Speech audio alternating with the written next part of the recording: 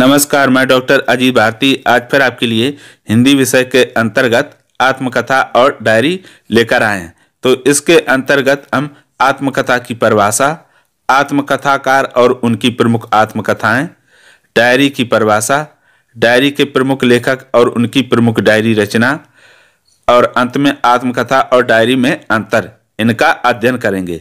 तो चलो फिर शुरू करते हैं। प्रश्न नंबर पहला, आत्मकथा की परिभाषा लिखिए।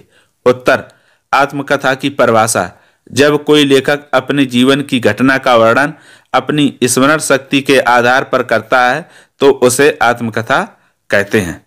ठीक है, ध्यान रखना, आत्मकथा में लेखक क्या करते, अपने जीवन में घटित होने वाली घटनाओं को फिर से क्या करता है, याद करता है और उसी के आधार पर लिखता है, तो उसे हम आत्मकथा कहते हैं। और इनको कैसे लिखता है, क्रमबद्ध लिखता है।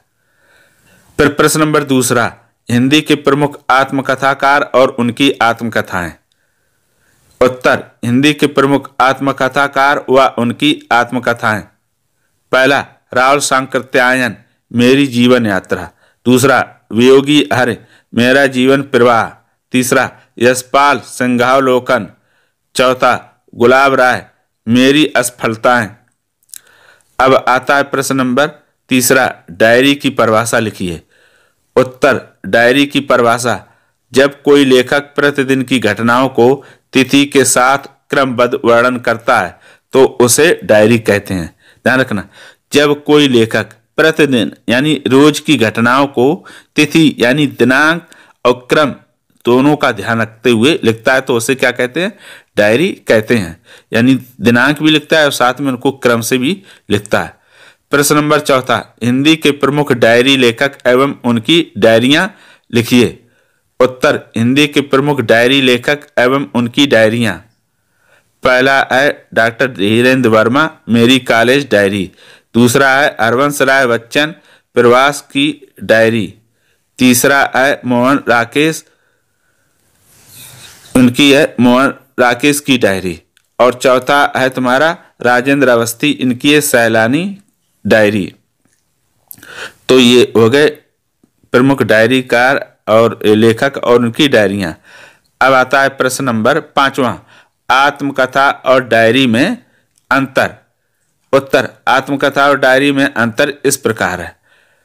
पहला है आत्मकथा और दूसरा है डायरी। तो पहले आते हैं आत्मकथा में।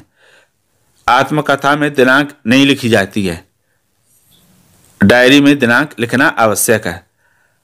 इसमें यानी आत्मकथा में लेखक जीवन में घटी घटनाओं को फिर से याद करके लिखता है, जबकि डायरी में लेखक क्रमबद्ध और तिथि के अनुसार लिखता है।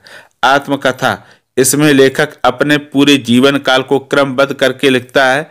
डायरी, इसमें डायरी प्रतिदिन लिखा जाता है या लिखी जाती है।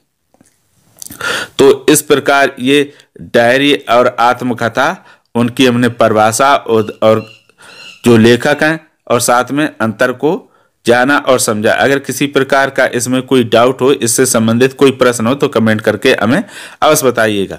तो फिर आज के लिए इतना ही। अब हम फिर मिलेंगे किसी नए विषय के साथ, तब तक के लिए धन्यवाद।